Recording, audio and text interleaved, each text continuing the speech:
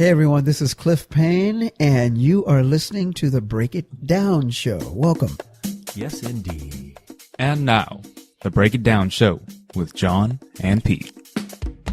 Clif Payne, thank you very much for coming and joining us here at what we call Bayview Studios, my dining room table, from which you can see a little sliver of water out there. Oh yes, opulence, opulence. Yeah, man, and joined us for dinner this evening. Thank you very much for doing that. Thank you for having me. Thank you for the dinner and the cheesecake. Yeah. That's right. That's right. So, you know what, if you're someone out there, Larry White, and you are somebody we've been chasing around to be on the show, Larry White, just know that when you come on the Break It Down show, you get fed. You get nourished. There we go. That's right. You make a post about cheesecake. Hey, who's got a good cheesecake in Benicia? And we're in Benicia, California, and I'll be honest with you, there's not a lot of great cheesecake around here. So we just went to Good Old Nations. There we go. And Pete picked you up a cherry cheesecake. You're welcome.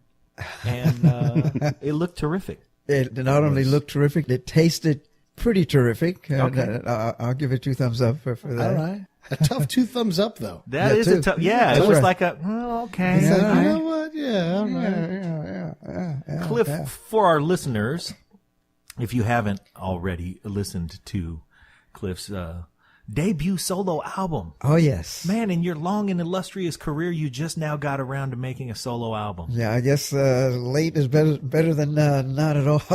That's So right. better late than never. It's called Welcome to My World. Welcome to my world, and And you can get it on iTunes. yeah, you can get it on iTunes, Amazon, Spotify, all the good places. yeah. And it was produced by our dear friend Preston Glass. Preston Glass was just here, Yeah. and What a class act. Actually, we went down to his place. oh, right. And it was great to meet him. He lives in such a lovely neighborhood, Yes, he man. does. Yeah, yes, he And does. and we met Gina. Gina, yeah, she is a sweetheart. Yes, she is. Oh Yes. man, Just perfect couple. they are just a huggable, lovable, perfect couple. Yeah, they are. I love being around them. You know, around that type of vibe, that type of creativity. It stokes good music out of you, doesn't it? Oh, big time. The stuff was coming out, and you do things that you didn't think of before, you know. So it's very, very nice. Preston's a wonderful producer, wonderful songwriter.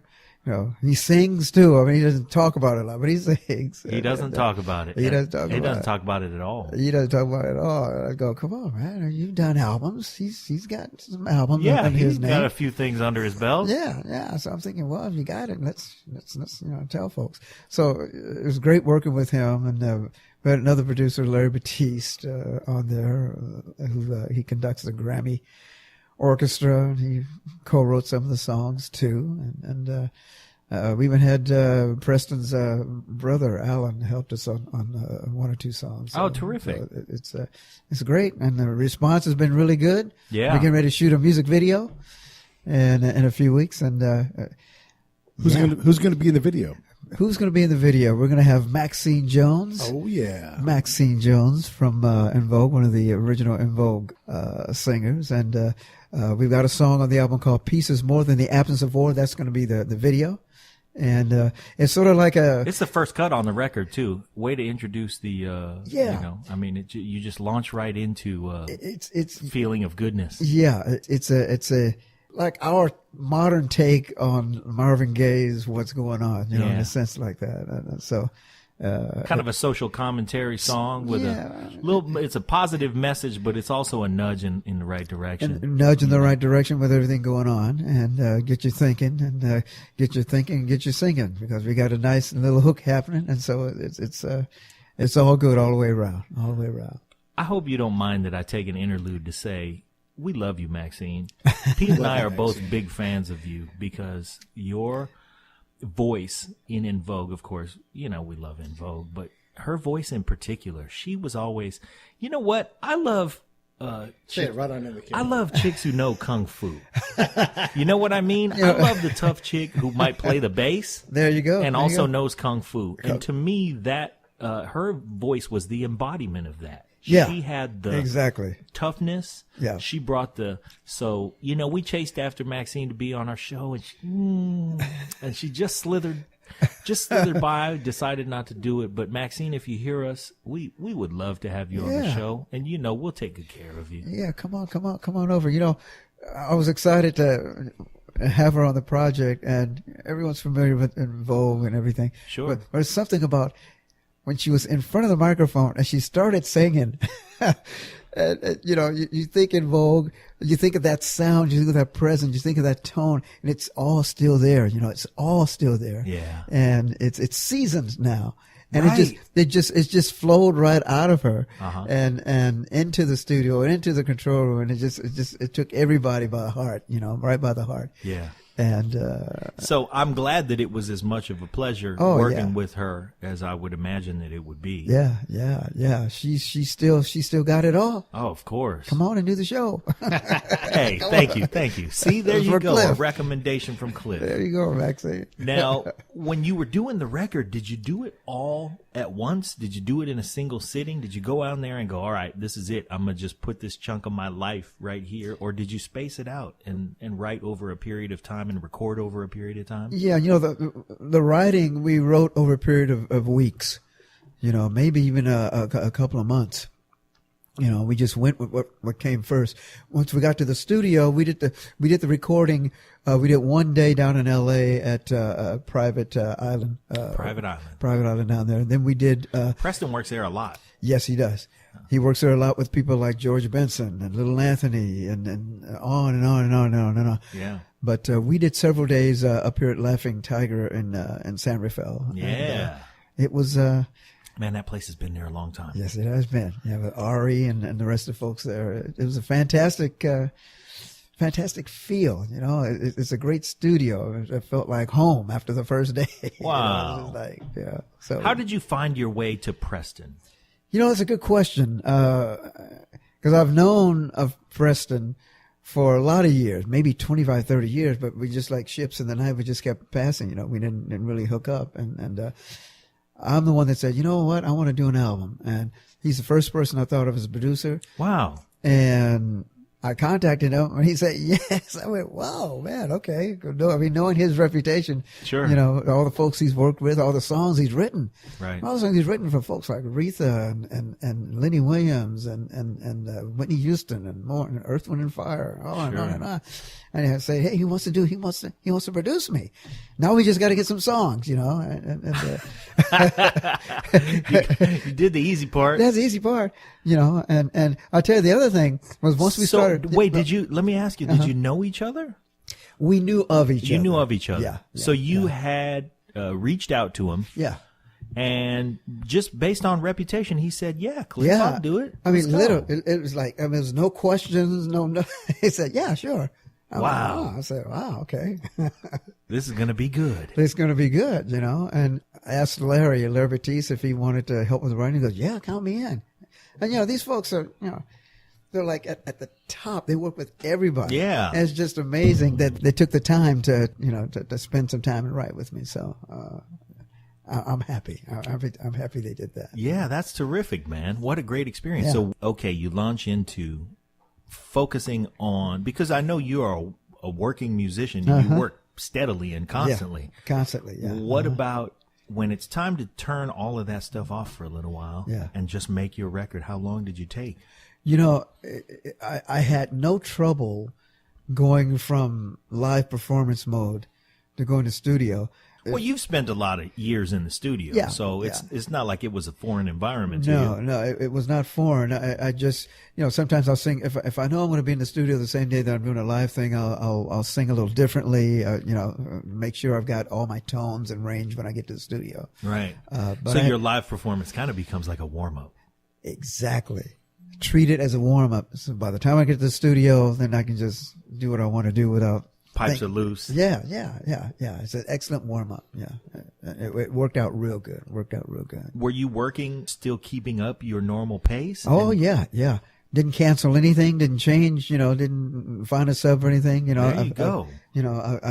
I've got three steady gigs I do every week and still kept doing it. Wow. Still kept doing it. And the voice said, yeah, go ahead. So I did it, and I still had a voice. It dared you.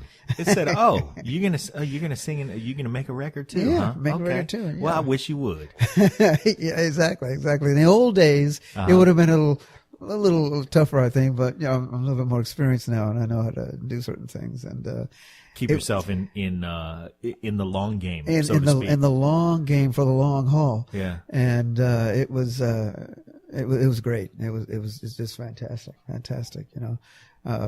The whole thing about the project, I was telling myself, I just want to do an album, and not only did I get to do an album, I got two of the finest folks in the You get biz. to do it, with Preston Glass, and Yeah. you get to do it with Larry Batiste. Yeah. Larry, we'd love to have you Yeah, on the show. and now, I'm just gonna sneak that in there. It's become an infomercial. It is bad. That's right. I can't help it because Clif's worked with all these great folks. Man, he sure has. And I didn't mention, we also have Reggie Calloway from Midnight Star. Oh, wow. On the album, he does a little bit of flute and things on there. So now we're trying to put together a show that would include, Frida Payne and Maxine and Reggie, and so we'll see how that works out. That would be great. it'd be quite a show. That'd be quite a show indeed. We'll try and get that done after the video shot. So.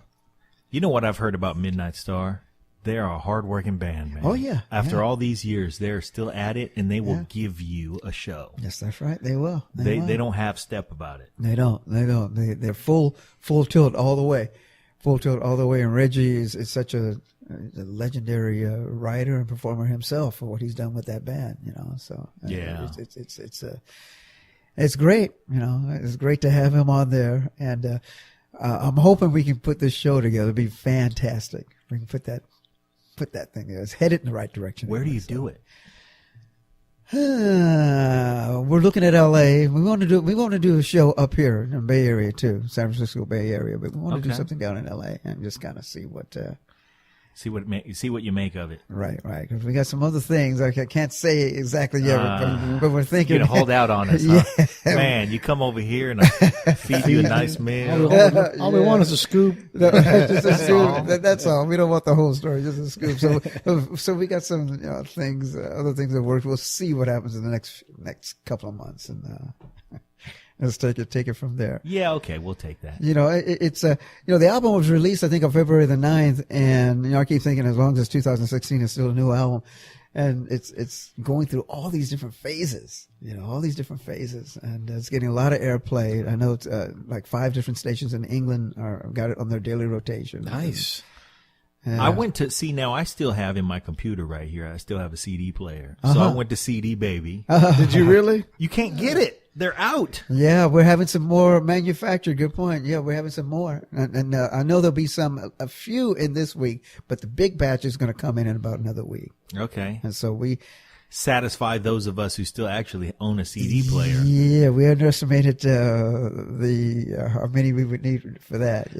But you can get it on iTunes There we go. anytime. Yeah. Download it. You download right it, to the yeah. convenience of your own phone. Yeah. And then you can turn it on. And plug it in. Yeah, and work it and where you make want to work. sweet, sweet love to it. Sweet love. Sweet love. And there's plenty of that on the album, y'all. We had an album release party a few weeks ago. Yes. Where Pete and I meant to have to talk with you about that. Yeah. Because, man, this is what happened. We were down there, and we had all planned out. We were going to get there. Right. We were going to get there for it. Because it was scheduled for 7:00. Oh, yeah. Now, that day in particular, we had the good fortune of getting Angelo Moore from Fishbone. All right. Yeah. On our show. So we did that in the city, and then we went, all right, we got plenty of time. We're going to get down to Clif.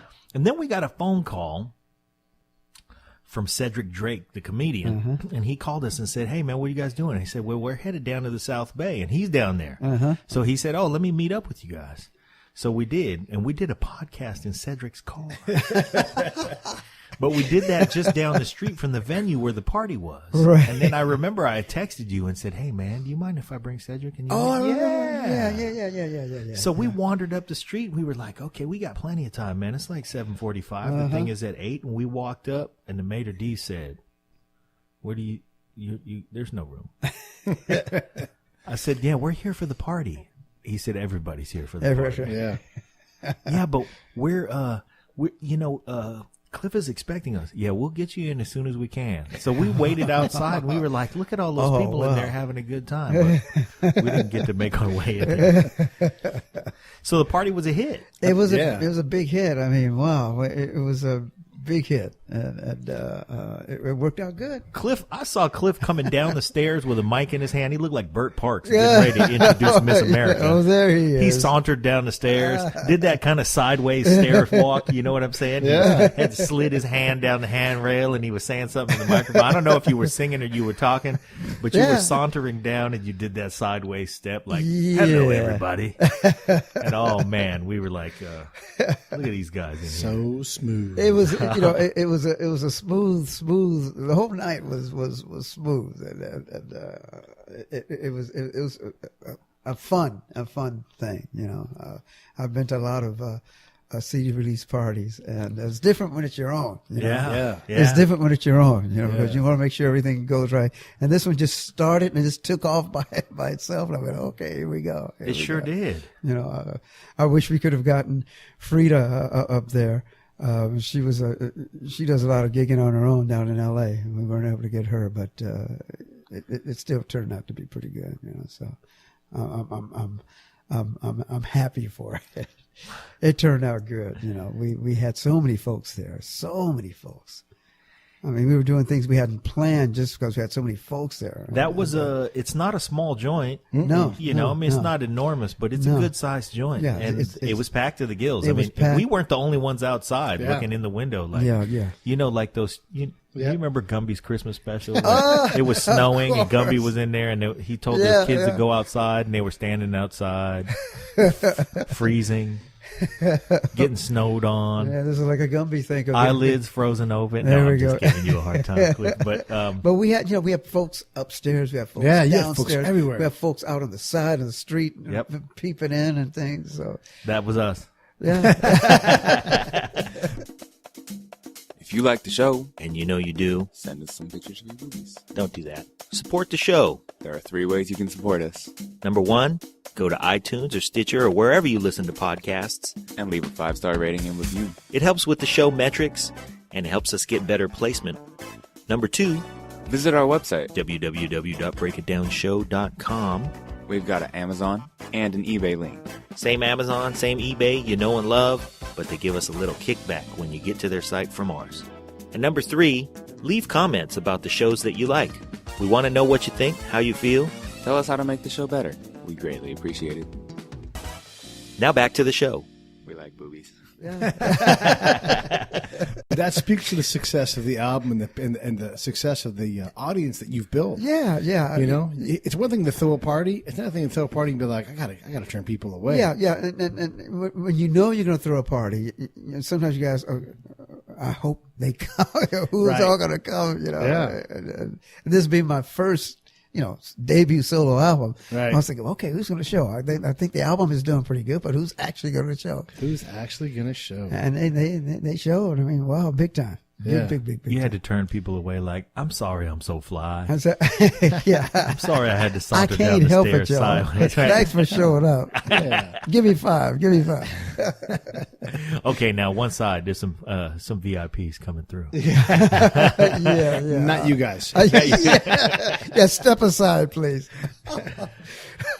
Man, what fun.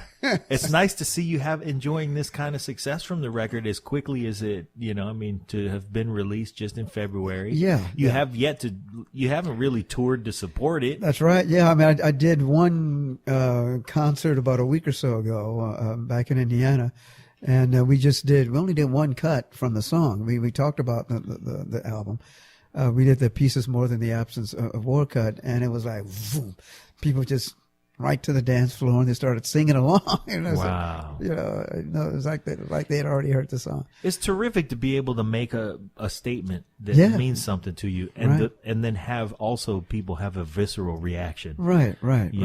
That's when you've mixed groove and message. Exactly. We want people to understand the message, feel the message, and feel the groove too. It's also it's good to have all those 3 things happening all at once. Yeah. And we definitely achieved that with the Pieces More. We did that, for the whole album. There's all kinds of statements you can make about, the way music is now and the type of stuff that's on the radio. We just wanted to be positive and touch folks. And I think we've done that. And we're doing that. And so that's good. That is very good. That's great to hear. Yeah. I like the beauty of it all. The beauty of it all. I got a message from somebody in England about that song. And, we had a real good time, recording that song. And we had a great time writing the song because we tried to figure out how to say something different, and it worked. It worked real good on the beauty of it all. How do you know that going in, though? Like, as you go to make this, you want to make it say something different. Yeah. But I'm going to say the same thing, Yeah. but no one's going to come to my release party. So what are you doing? Oh, we'll show up, Pete. All right. You know what you're going to This see at one's gonna Pete's be a little cocktail at Pete's record release party. There will be meatballs. Oh, I love meatball There will sandwich. be. There I we love go. meatball Yeah. sandwich. Can we slow down and talk about one of those for a minute now? Yeah. Speaking of sweet, sweet love. No. Yeah, there we go. It's a meatball kind of a thing. You got a sweet meatball. A sweet meatball. That's actually the first song on my new album that's coming out. The new track, Sweet Meatball Love. Sweet ball. They would have sweet meatball. Meatball love. Just like that. Just like that. That's yeah. right. And all of a sudden you got a million seller right there. Exactly. But I got in the midst of your deep question right there. You were going to ask a question about I mean, everybody wants to make something special, something different, something whatever. How do you know when you've heard so much, you've done so much work? How do you know where that place is? Yeah, it's the best way to answer that question. You got to put your whole heart into what you're saying, and just hope that it connects with someone on a level that maybe I may not understand, but they understand. And that's what we really tried to achieve with that song, especially.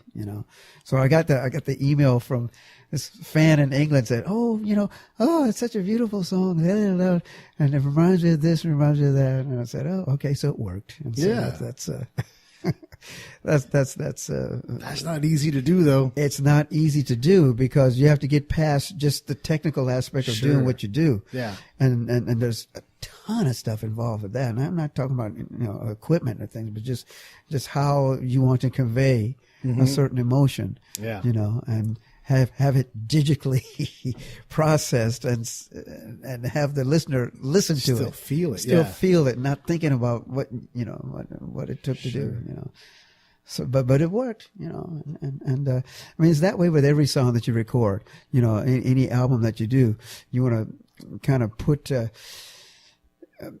emotional stamp, understanding that whoever hears that song is going to view that stamp differently than what I might say.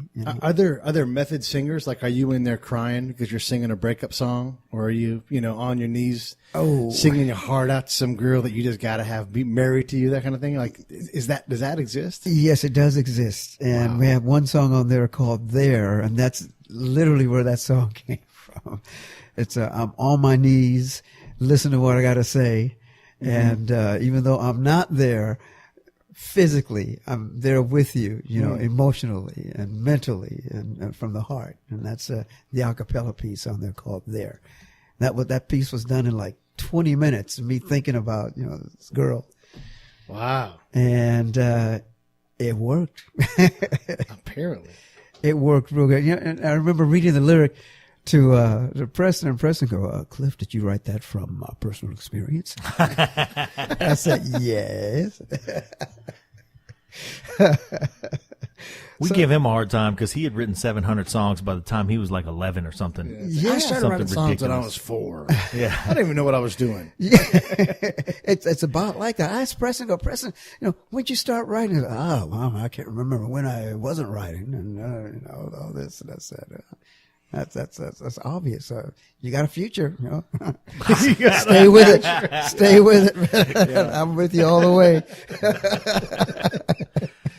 Hey, man. But you spent your formative years in Indiana. Yeah.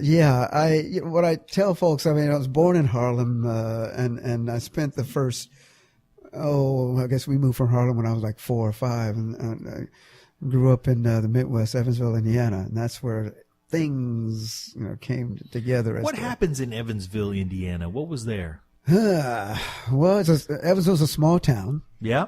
Don Mattingly's from Evansville. Indiana. That's right. Is that true? That's Don right. Mattingly. Yes, that's right. Pete will tell you, you name a town in the United States of America, and he'll tell you a baseball player from some time between 1896 and the present. Yeah. You got all the spaces filled in, too. Got him filled in. I study at He night. fell out with Don Mattingly is from Evansville, Don Indiana. Mattingly. You know who else is from Evansville, Indiana? Cliff and 11 other people. There we go. And one of them is Don's dad, Mr. Mattingly. Mr. Madden. Does anyone remember a coach by the name of Jerry Sloan? The basketball coach? Yeah. Yeah, sure. He's for from sure. Evansville. Is he really? In fact, he was on the college basketball team when I was there as a player. I Yeah. still remember. Yeah. That guy would punch you in the face on a basketball court. He was tough. He was tough. Yeah.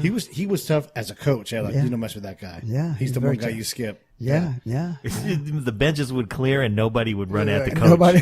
Who wants some? Who wants Yeah, some? it's like, He's standing by himself. it's like, yeah, you want a piece of this? So, Yeah. yeah. So it's a quiet town. It was great growing up there. I got a chance to, learn music, formative stuff. Got a chance to see bands. Saw Hendrix live in concert In Evansville, Indiana. I still Where remember did you go to watch? Roberts Municipal Stadium. I can still hear what Hendrix said as soon as he hit the stage. Well, hello, Evansville, just like that. He must know. And I'm thinking, He must know. he must know. And then he tore into this blues song, a slow blues. But it took a lot of guts to start off a concert with a blues song, man. a super slow blues. Very first song. I went, wow. Do you think the next night he went, well, hello, Muncie? Hello, French lick. I mean, Larry Bird. yeah. I pulled one out. You did. Yeah. That was a good one. Yeah. Wow. Cliff fell out with French lick. Yeah, it's like, boy, Wow. I just kind of just rolled off the tongue there, so to speak. And, Yeah. it was a great, it was a great place to grow You up. I had grew a up good with time. that hearty Midwestern experience. Yeah. You had a yeah. good time growing up. I had a great time growing up, and I said, well, I'm growing up now. I want to. It's time to go. Different experience time. Yeah. So, and so I said, well, I'm going to move to New York. And a relative said, Oh, boy. Cliff, you don't want to come back to New York. Why don't you go to Los Angeles? I said, okay, so I'll go to Los Angeles. So I went to San Francisco Bay Area. 1 week turned to 2 weeks, turned to 3. And here you let's still stay. are. Yeah. Now, You did live in L.A. for a while. Though. Yeah. A few years later, I moved down there for 5 years, and I did a whole, did a ton of stuff. Worked with drummer Harvey Mason. I love Harvey Mason. I love Harvey Mason. I love Herbie Hancock. Yeah. So, yeah, of course, I tried to get love in his Harvey band. Mason. Yeah, I tried to get into George Benson's band, Sure. Stevie Wonder's band, Michael Jackson. Came real close to Stevie Wonder, real close. You moved to L.A. and just went for it. Huh? Oh yeah, I mean, if you're gonna go to L.A., That's what you got to do. that's what you got to do. I mean, I Shout can't out to imagine. our band leader, Corey Jacobs. He Yeah. wrote our theme song. He's Yeah. down there slogging it out, Yeah, man, I doing mean, it. That's what you got to do. I mean, you can't go down there and just. But you can't have step. You can't- You're oh. all in. You got to You be know? all in You're all gonna the be time. hungry a little. Oh yeah, You're gonna- and you don't want to let people feel that you're hungry. You want people to feel that energy that comes from being hungry. That's right. And it was great. I mean, the best work I'd ever done was down there. It's fantastic stuff. Me too. Down there for 5. Not George Benson's Me too. band or anybody's band. Just some of my best What work. was it like working with Harvey Mason? I'm a You know- big fan of Harvey Mason, man. Yeah, I got this call. This is for commercial, and I got the call and said, "Well, Cliff, would you be interested in coming down and singing lead for this? I think it was for Cal Neva or something like that in Las Vegas." And so we did the session at the record plant, and I walk in, and first I didn't know it was Harvey Mason until I heard somebody say, "Oh, Mr. Mason, Harvey," and I went, "Oh, it's Harvey Mason." And we did it. We only spent about an hour on it. It went real quick, but it was very, very fantastic. I still remember what he said to me at the end of the session. He goes, "Cliff, man, you did great." And I said, "Oh, thank you, man." What you don't want him to say is, "Hey, Cliff, Cliff, man, you know, Cliff, Indiana's Cliff, man, you gotta move still a back. nice place." You gotta, Yeah, Cliff, man, I don't know how to tell you, but I don't know how to tell you. you know. But it worked out good. Cal Neve, I can't even remember how the commercial goes, but it was a treat because I knew Harvey as a drummer, so to see him doing drums and being the producer was different. It was totally different, and he's talented. Foreplay, George Benson, all that. He's I don't know, he's done thousands of sessions. But all the way back to the Headhunters. Yes, that's right. All the way back to the Headhunters. All the way back. I mean, as much as I love a million bands. Yeah. I love Pete always said, there's some band that come up and I go, oh, that's my favorite band. Yeah. I've said across our 80 episodes of this podcast, I've probably said that's my favorite band to 162 different bands. Yeah, the Headhunters, when that album came out. But the Headhunters, man. I mean, it just wrecked. That album came out. Everybody. It killed everybody. Yeah. It was just all over the place. And Harvey, with that groove, that tight, solid groove. Totally different thing altogether the way he was doing it. And it just... Now, before I was exposed to that, I happened to make my way to the NAMM show when I was 18 years old. Uh-huh. And I went down there, and I think at the time, Harvey was endorsing Sonar drums. Uh-huh. And I happened to walk by the Sonar booth, and there was Harvey. I didn't know who he was. He was just doing a little demo. Yeah. And he was grooving, and I was like, oh, man, this dude's kind of got a nice pocket right here. he's doing, and I had my neck started doing that thing that Harvey will make your neck do. Oh yeah, yes, that's right. And I started doing the thing, and then he just started burning, and I was like, who in the hell is this? This old man is killing. And then somebody nudged me and went, that's Harvey Mason, and I went, oh. Wow. Yeah. That's nice, but I didn't know who Harvey Mason was. So then I had to go educate myself. And good gracious. Yeah. You touched upon something. There are certain grooves to where when you hit that pocket, physically, it changes you in some kind of a way. Yes, it does. I mean, either your head moves a certain way, and it's not a matter of whether you can dance or not. It's a matter if you can wave and say hello and say goodbye. The music is so tight. The groove is so... You can't help but go on the ride. Yeah, it does something to you physically. That's how you know. And Harvey is one of those type of drummers. Where when he hits that pocket, it's going to do something to you physically. Yep. No way in the world you can ignore it. You can't ignore it. And it was that way when we did that session where he got back there. And you were doing a commercial. Just a commercial, and it wasn't a funk commercial. It was like a 2-beat, almost like a country kind of a thing. But the way he did it, like, grief, man. Is there a groove that you can't do? Right. And make it, mean something. So, he's got people dancing to a commercial. Oh yeah, commercial. I think it was a Club Caldiva or something like that. I'm a good grief, man. Wow. So then, when you moved back up to the Bay Area, what brought you back up here? LA is great. It's a great energy. And I did a ton of stuff. I did the old Star Search show. I was on that show 3 times. I shook Ed McMahon's hand, did the whole thing. I felt like I was almost like burning out. I was working so much, doing so much every day. I got to a point to where I was doing something not only every day, but several times every day. And I just started a family and everything. And I said, you know what? I think I have to go back. I feel like I'm in a crowd all the time. And that's you need some quiet. Yeah. And so now when I go back down, I'm thinking, wow, I used to live here, and my whole feeling is different. I don't feel like I'm in a crowd anymore. I feel like I'm here to work, and I'm ready to do it. And so let's do it to it. I love L.A. I do too. A lot of people here in the Bay Area will poo-poo L.A. Yeah, a lot of folks do. Me. I love L.A. The best part of L.A., I used to love to just go down to the beaches, especially Manhattan Beach, and just walk the beaches and listen to music. If I was in Venice, go to Venice Beach, and there's all kind of entertainment and things out there. That was my favorite part of L.A., just doing that, that and getting called to do sessions and people sending limos to pick you up. I like that too. Ooh. That was very, very nice. That's nice. That was very nice. That was a different experience. I didn't have to drive to the studio. So, how do you do Star Search 3 times? I was in a band. I forgot the name. The name of the band was Reflex. I was a lead singer. and we won twice, and we got beat the third time, and I'm just blown away by it. Just happened by accident. I mean, it just happened. I got a phone call literally about 2 days before I moved to LA. Said, Clif, let's do Star Search. I went, yeah. They said they want to come down. I said, who did? So we did it, and won. Yeah, we won.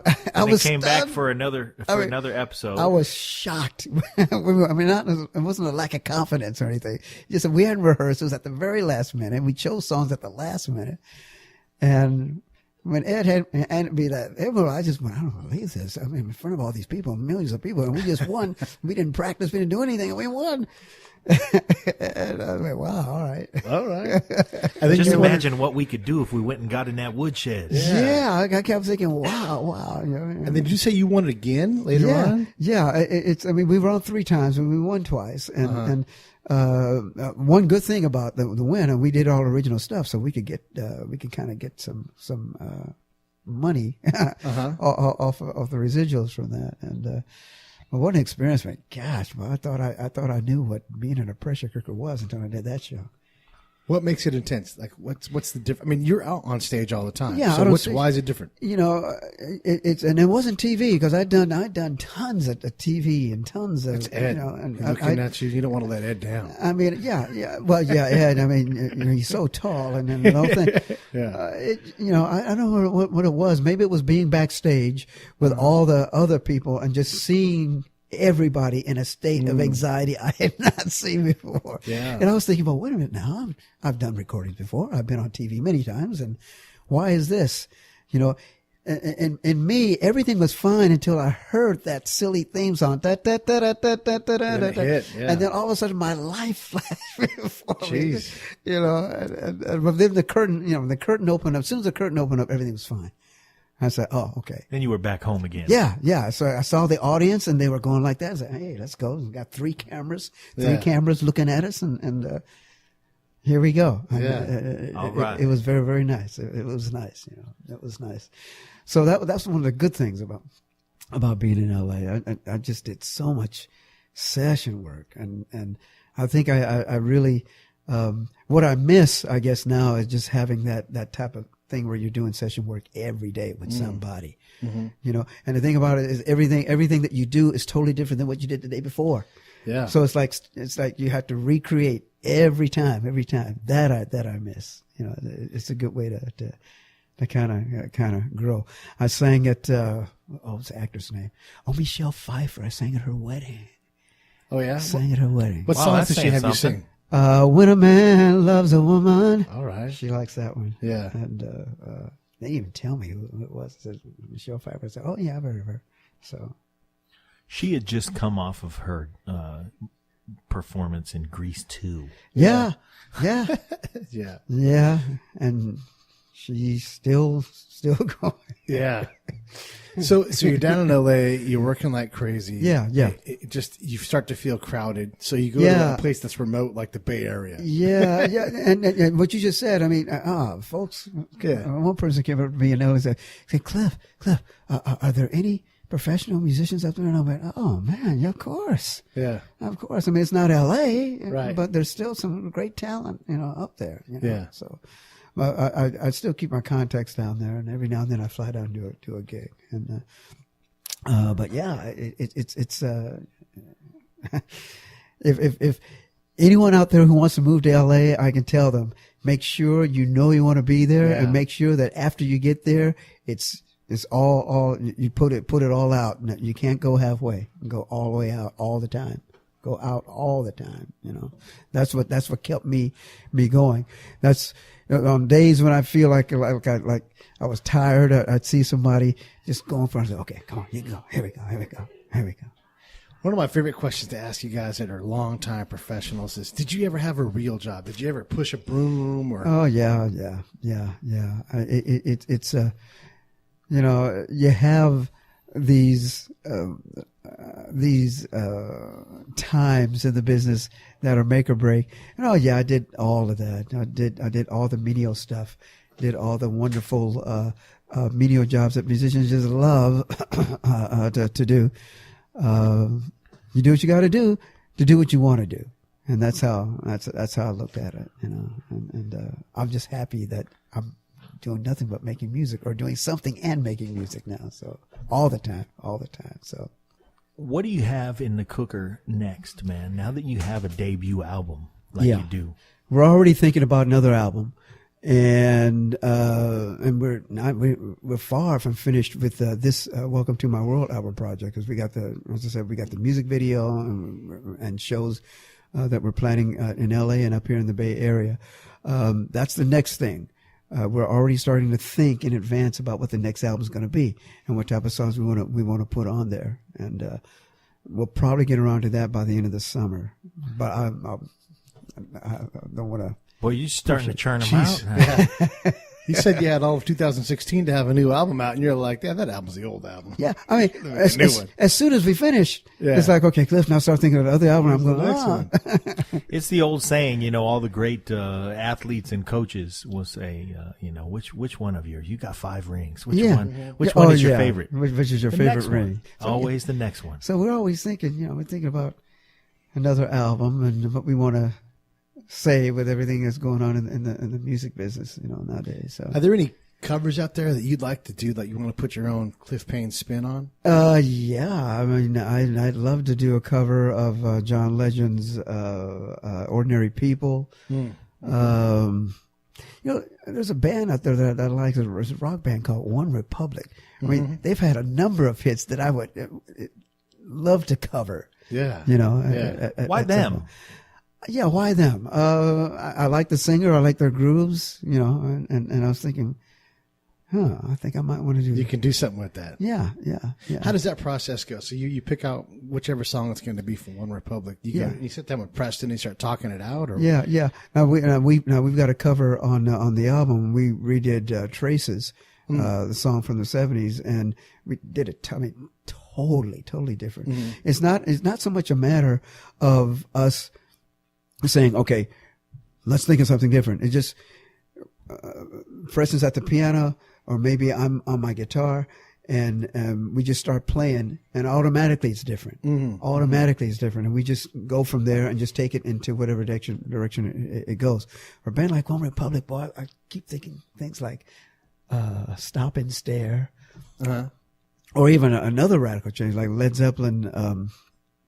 Oh gosh! Let me hold on to something here. Yeah, do it. I think it's called "Over the Hills and Far Away," something like that. Yeah. Yeah, I was hearing a Latin version of that song. Oh, you know? man! You know? Yeah, and so it's possible. So, as I'm saying this right now, I'm thinking, we're getting some ideas for the next album. Yeah, you know, because we're trying to build a certain fan base, and you have to work within that fan base. If you do something that's too radical, then the fan base starts going, you know. So, but we'll see. We'll see what we can do. But we'll go quite a ways with you too, though. You know, yeah, we'll give you some room. We'll let you. If you and Preston have an idea, we're okay with it. Yeah, they call it poetic license and all, and. I remember we had a couple of songs that one in particular that I really wanted on the album, but in the context of what we were doing, it just wasn't a fit for the album. It was like another thing. It may turn out on the next album, but there's not really B-sides anymore either. A place, like that'd be a great place for that kind of a song. And for that kind of a song, yeah. In the old days, you could say, okay, here's the B single, or you place it, you bury it somewhere on the album on the B side. You know? So we'll see what happens. We'll see what happens with that. You know, we'll see what happens. I'll tell you one of my favorite songs that we did on the album is a song that is, we talk about trains, planes, and cheesecake. And by the way, thank you for the cheesecake that we did. You are welcome. We did earlier. We talked about that, and Preston said, "Cliff, what are some of the things that you enjoy doing?" And I said, well, I like to ride trains. I really like cheesecake. I like to look at clouds. And so he goes, I think we just can make random. Yeah. Three most random It's like, things. Like, you know, I just- like spaghetti and meatballs. I can't help but tie them together. Yeah. You ask me three things I like. Well, I like it's- spaghetti and meatballs. Yeah, it's- and Parmesan cheese. Yeah, so, and if Cliff, if you he separate- likes looking at clouds. I go, He look at likes that. cheesecake. Look at that. And he rides on trains. Yeah. What? You know, it's certain things that you're talking about, you know, spaghetti and meatballs. I mean, you know, if you separate it, it's like the whole universe just kind of goes into chaos, you know. Right. Or for that matter, it goes into chaos if you find a way to put trains, you know, cheesecake and clouds together. It's like, you know, but it worked, Right. you know, and Yeah. you know, and all the things that I It love. seems magic mushrooms made their way to Evanston, Indiana. Yeah, it's like what were they taking when they Yeah. came up with this kind of a thing? you Yeah. know? But you know, it's we just wanted to do something different, and I had you know. Is that writing process, his writing process, Preston's writing process? Yes. He wants to know things that are on your mind. Yeah. He wants to just hear you talk. He'll just grab phrases you forgot you said. Yeah. And put together something and go, here's your, and you don't realize that it's a signature of your own because you Right. forgot you said it. That's right. Yeah. And he keeps things in his head all the time.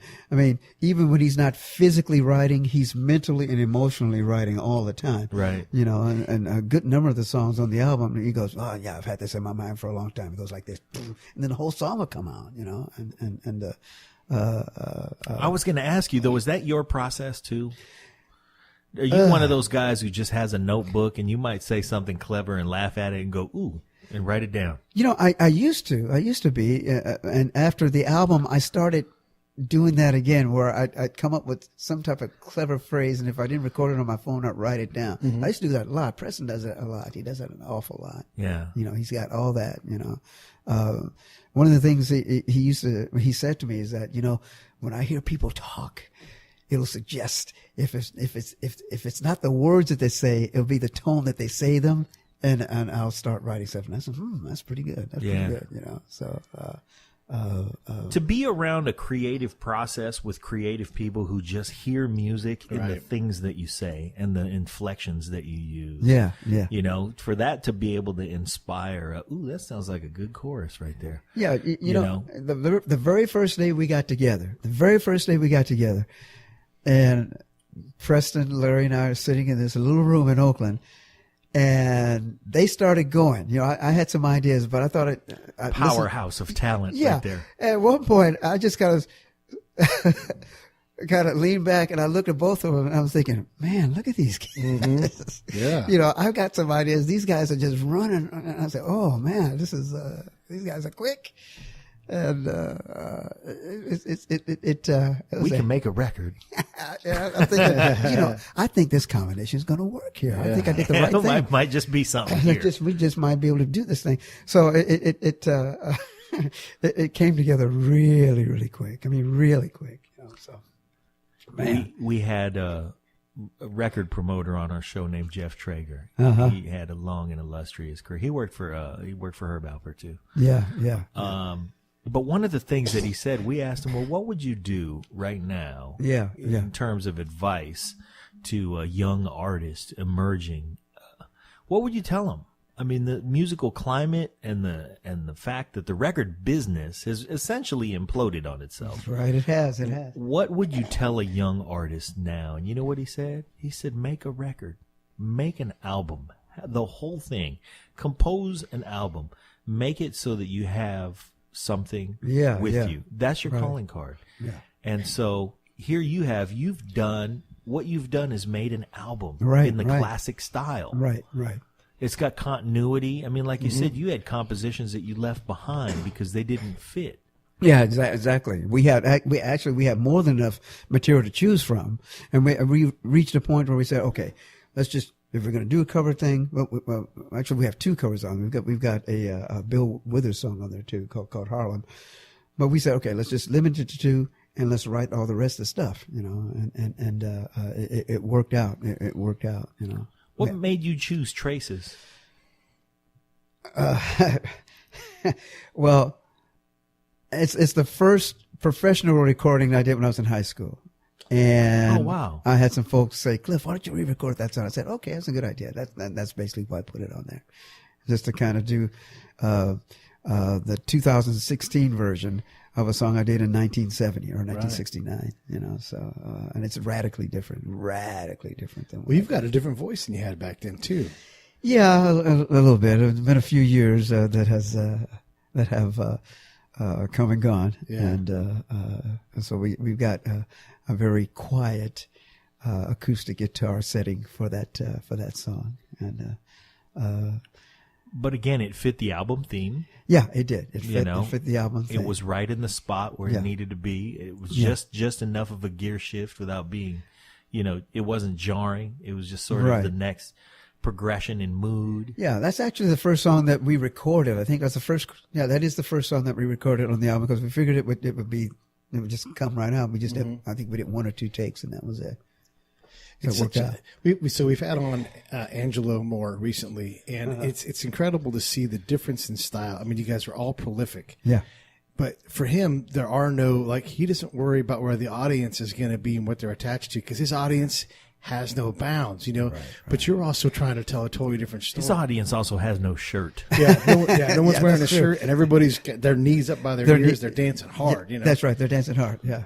And neither one's better than the other. It's just fascinating to hear you guys talk about, you know, the way you construct it because it's just so wildly different than how, you know, he purposely has a bass sax and a piccolo trumpet And a piccolo trumpet together.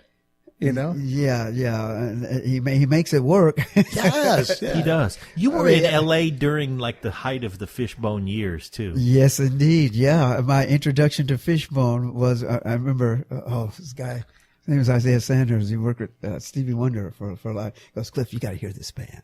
You got to hear this band. I mean, they're truly a musician's band. Yeah, So no yeah. matter what style you dig the most, Yeah. you're going to hear that and go, hold on a minute. Yeah. that was my reaction. I went, whoa, Yeah. what is this? You Right. know? What the heck is going I on was like, here? yes, right. This is, they got instruments just go, whoa. I said, wow. But it's all musical. You know, it's all musical, is. and they've got their own style. They're not worried about hit songs or anything. They do what they do. Yeah. And they've got the following, you know, so. Yeah. It's- Who it's- are you excited about that you listen to now that, you know, maybe is, I don't know if it's necessarily a young artist or whatever, but right now, who strikes your fancy? Who's inspiring to you as an artist? I'd have to go from different genres here. Jazz-wise, Gregory Porter, Kurt Elling, Layla Hathaway. Mm-hmm. There's this young guy, this kid, his name Philip Phillips. Yeah. That sings and plays guitar. I think he's phenomenal. I mean, gosh, really phenomenal.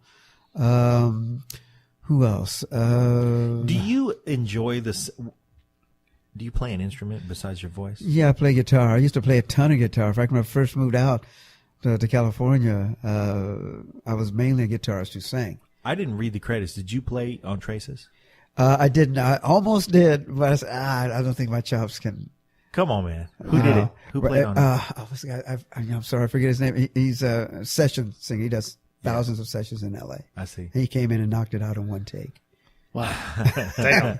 You hired an assassin. Your chops weren't up to it, so you got one take Jake in the house. He's a hitman. You know, he's a hitman. You know, I stopped playing guitar because I got tired of practicing and I got tired of bringing all that equipment to but I met Bobby McFerrin. Doggone singers, man. Mm-hmm. You know, Singers get on my nerves. yeah, they're just.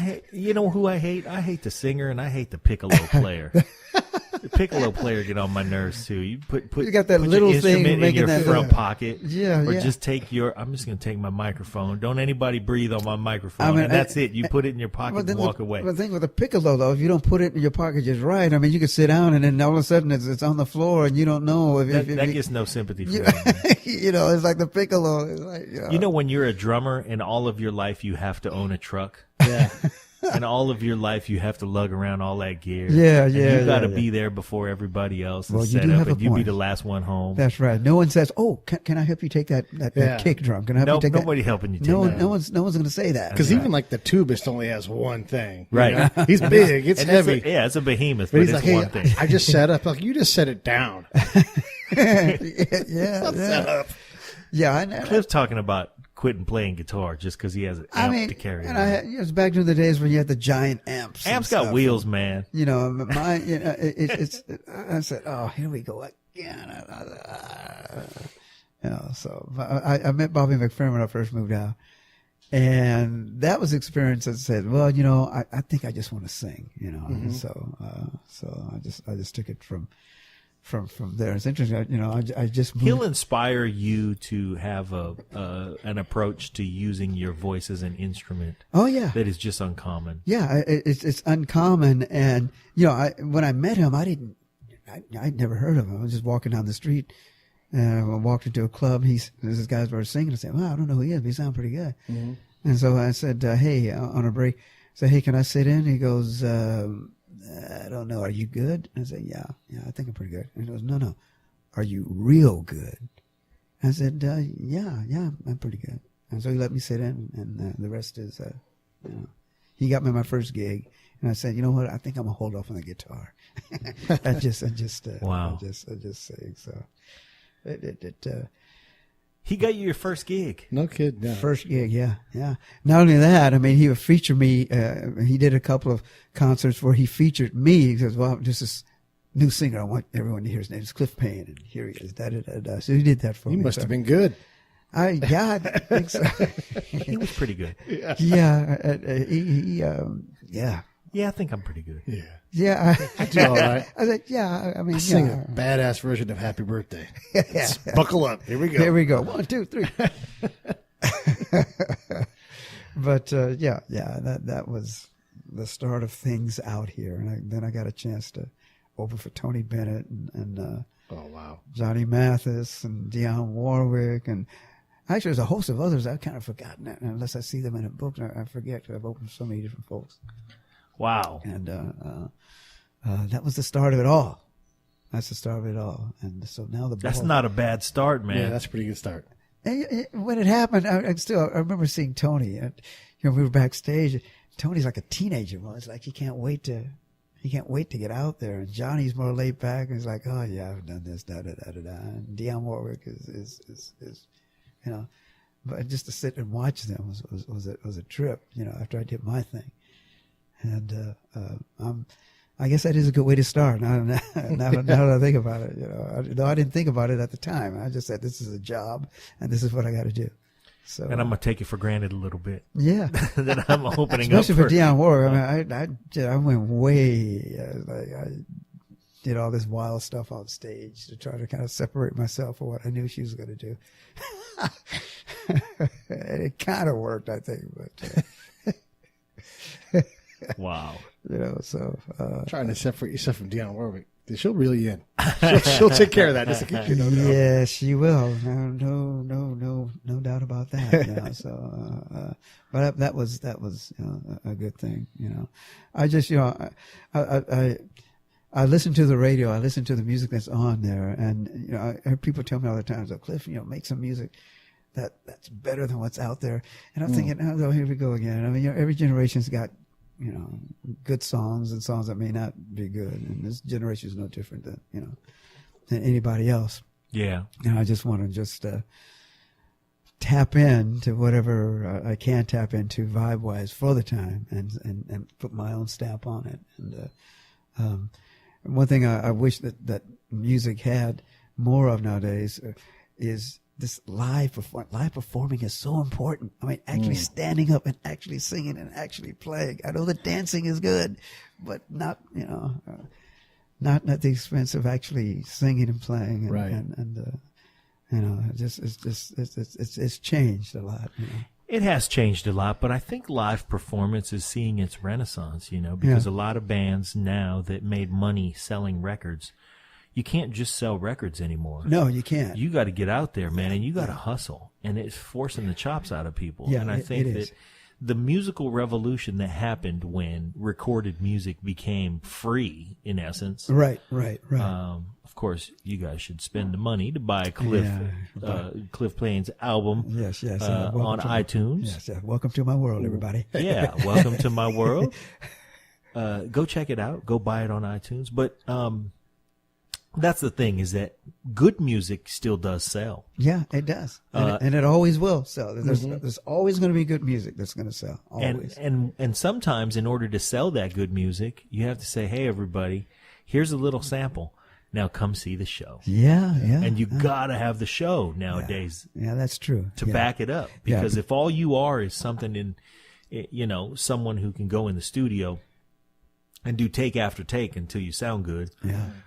It's a whole lot different, and the live experience will expose you. That's right. Yeah, and even now it's exposing a lot of folks. A lot of folks.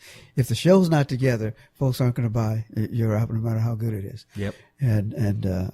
But you got to be able, whatever you do in the studio, you got to be able to do it live, because if you can't, the audience will pick up on it. They may not be able to know what it is technically you're not doing, but they'll certainly feel that you're not doing what you did in the studio. Yep. And that's deadly. That's absolutely deadly. So what we wanted to do with the album was make it possible for whatever we did in the studio to do live. And we've got the a cappella thing. I mean, there can't be, I think, 18 voices of Clif. We can't get me out there. Well, we could, with digital stuff.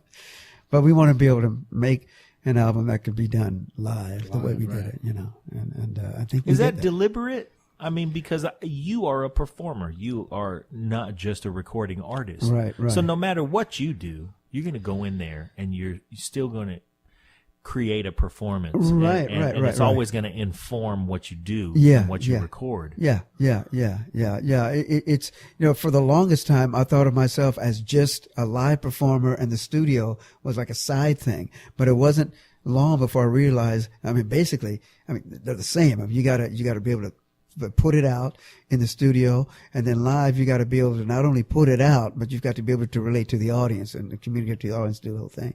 So I think we've done that with this album, and we've done that with at least with the one show that we've done, but we featured a song from the album. And the challenge now is once we get the concert thing happening, because we want to do the whole album.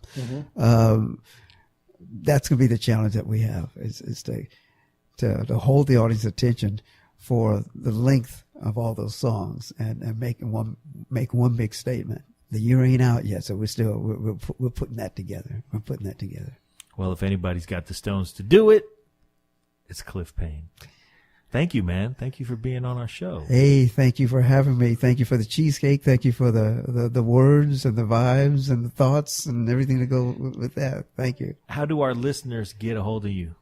You can contact me at clifpayne.org, clifpayne.org. That's Clif with one F. And all my information is there. And of course, you can check me out on Facebook too. Clif Payne Official Music is my official fan page on Facebook. Those are the two best ways you can get a hold of me and see what's happening. That's Clif Payne with one F. With one F. That's yes. how we know you're old school. That's right. You're not in the contemporary age of extraneous consonants. No, we cut to the quick. You just need the one. Your name isn't Clif. Yeah, it's not Clif. It's just Clif. My Clif. My Clif. So that's how we do that. Yes, and indeed. that's phonetically correct too, by the way, I must say. That's how you do it. And you can get to Clif at Clif_Payne. Oh, that's right. On Twitter. It's Payne Sings. Let me see. Sang Payne. Sang Payne. SAANGPAYNE. On Twitter. On Twitter, y'all. And you'll see a picture of Clif with the great Frida Payne as well. The two of them. Payne. And yeah, thank you, man. She was something. Thank you. We didn't even get to that. We're going to have to do another one of these. Frida. We're going to have part 2, Clif. Yay, Frida. We're going to have to have the Payne show. That's right. Frida and Clif here. The Payne Papers. Frida and Clif. Yeah, she was a sweetheart. She was wonderful to work with. Terrific. Well, since we are going to have to, since we did not get enough of you, will you come back? Of course. Perfect. Terrific. Of course. Thank you, man. Clif Payne, everybody. Thank you.